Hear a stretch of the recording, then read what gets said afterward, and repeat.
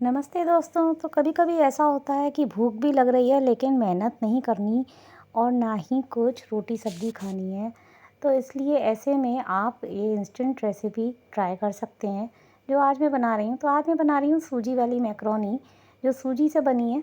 तो ये देखिए मैंने क्या किया, टमाटर और प्याज काट कर डाल दिए हैं छौंकने के लिए। इस तरीके से आप भी बना सकते हैं, कभी ट्राई कर सकते हैं, जब बहुत ही कम समय में आपको बनाना हो और कुछ अच्छा-सा खाने का मन हो। तो ये मैं यहाँ पर डाल दूँगी और इसमें इसके बाद मैकरोनी डाल कर ना बस डूबने लायक पानी कर दूँगी। तो मैं यहाँ एक ही कढ़ाई में बनाए ले रही हूँ, अलग-अलग बर्तन नहीं करती, यानी अलग से उबालने का झंझट नहीं, ना अलग से छौंकने का, बस एक ही कढ़ाई में मेरी बन जाएगी।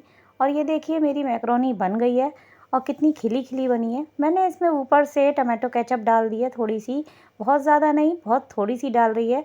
और उसके बाद फिर मैं यहाँ पर ना थोड़ा-सा टेस्ट के अकॉर्डिंग मैं डाल रही हूँ मैगी मसाले का एक छोटा-सा पाउच, जो सिर्फ़ ऑप्शनल है, आपका मन करे तो डालें, नहीं तो मत डालें। ये केवल आपके लिए खुद के टेस्ट के लिए ही है।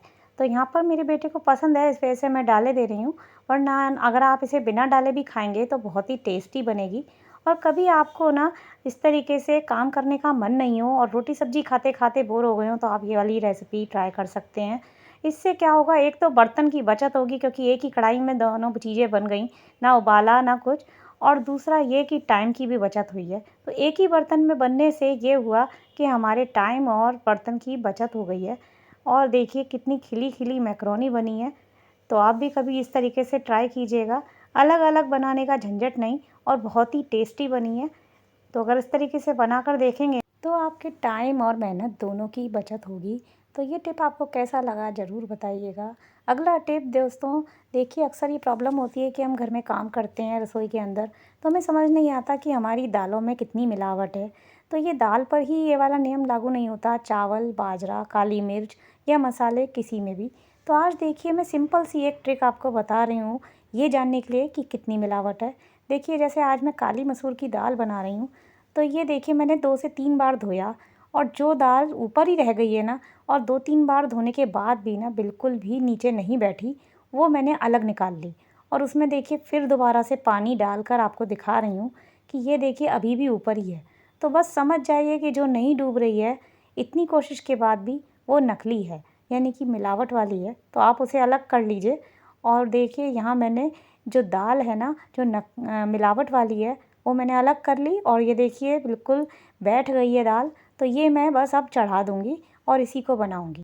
दोस्तों इस तरीके से रसोई घर के अंदर आप मिलावट का अंदाज़ा काफ़ी हद तक लगा सकते हैं।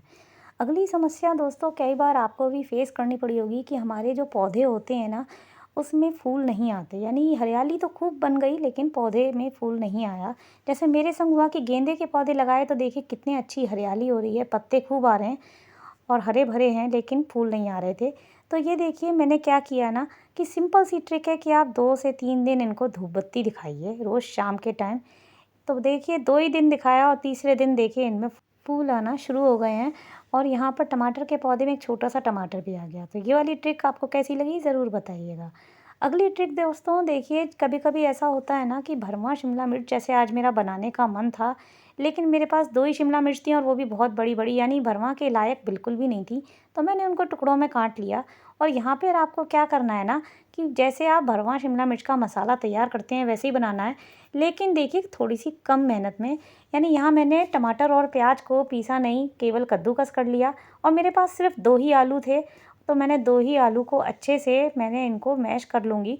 और सिंपल तरीके से जैसे भरवां शिमला मिर्च के लिए तैयारी करते हैं, बस मैंने मसाला वैसे ही कर लिया। बस इसमें थोड़ा-सा चेंज किया है कि मैं देखिए अब पहले प्याज भून लूँगी, प्याज के बाद टमाटर, और उसके बाद इसमें थोड़े से मसाले डालकर ये जो आलू है ना, जो मैं मैश कर रही हूँ, इनको डाल दूँगी। तो इसके बाद क्या होगा ना, कि ये आलू थोड़े से कम हैं, और कम इसलिए हैं क्योंकि मुझे ना इंस्टेंट बनाने हैं और मुझे बहुत ज़्यादा टाइम नहीं लगाना है। तो ये एक दूसरी रेसिपी है जो आप कभी-कभी मन तो कर रहा है भरवां शिमला मिर्च खाने का, या भरवां बैंगन खाने का, या भरवां कोई और दूसरे टिंडे वगैरह कुछ भी। तो आप इस तरीके से थोड़ा-सा इंस्टेंट कर सकती हैं काम को। तो यहाँ देखिए मैंने मसाला तो लिया है, ये मैंने पहले से मेरे उबाले हुए आलू फ्रिज में रखे थे, तो थोड़े से कर रहे थे, इस वजह से हल्के से मैंने मूसल से इसको मैश कर लिया है। और ये मैं क्या करूँगी कि अब जल्दी से मसाला तैयार कर लूँगी। इसमें टमाटर डाल दूँगी प्याज भुनने के बाद, और उसके बाद आलू और मसाले, और इसके बाद जल्दी से जैसे ही मसाला भुन जाएगा ना, उसमें डाल दूँगी कटी हुई शिमला मिर्च। तो यहाँ देखिए, ये अगली समस्या मैं आपको बताती हूँ कि जैसे छानते वक्त हमारा जो आटा है छोटे बर्तन में बहुत फैलता है। तो आप क्या करिए, एक कोने से बर्तन को पकड़ कर ना टकराते हुए छलनी को और जल्दी से छानिए। तो देखिए बिल्कुल भी आटा नहीं फैलेगा और आपका आटा भी छन जाएगा। तो ये देखिए, इतनी देर में मेरी सब्ज़ी भी बन के तैयार हो गई। और कभी बनाकर देखिएगा इस तरीके से, भरवां शिमला मिर्च से भी बहुत ही ज़्यादा अच्छा टेस्ट आएगा। तो आपको ये ट्रिक कैसी लगी ज़रूर बताइएगा। और देखिए, लास्ट ट्रिक जो है वो ये है कि कभी-कभी ये जूते चप्पल जो इधर-उधर बिखरे रहते हैं ना, हमें रखने होते हैं, लेकिन हमें समझ में नहीं आता कि कैसे रखें। तो ये देखिए, फालतू जूते चप्पल हैं मेरे, 2 जोड़ी हैं, और मेरे पास डिब्बा सिर्फ़ एक ही है, और मेरे पास कैसे इनको थोड़े से ढंग से रखूँ समझ नहीं आ रहा था। तो मैंने क्या किया ना कि ये जो चप्पल हैं, पहले अलग से रख के देखी कि शायद आ जाएँ, लेकिन नहीं आईं। तो ये देखिए, मैं आपके सामने ही रख के दिखा रही हूँ, लेकिन नहीं आ पा रही हैं। तो अब मैं क्या करूँगी ना कि एक चप्पल को दूसरी उसकी जोड़ीदार चप्पल के संग अंदर घुसा दूँगी। देखिए इसी तरीके से, और मैं इस तरीके से साइड में लगा दूँगी। अब जो दूसरी जोड़ी चप्पल है उसको भी इसी तरीके से लगा दीजिए और इसी डब्बे में उसके साथ ही रख दीजिए। तो इस तरीके से एक ही डिब्बे में और कम जगह में देखिए दोनों जोड़ी चप्पल आ गई। दोस्तों, ये छोटे-छोटे सॉल्यूशंस और टिप्स और ट्रिक्स आपको कैसे लगे वीडियो में ज़रूर बताइएगा।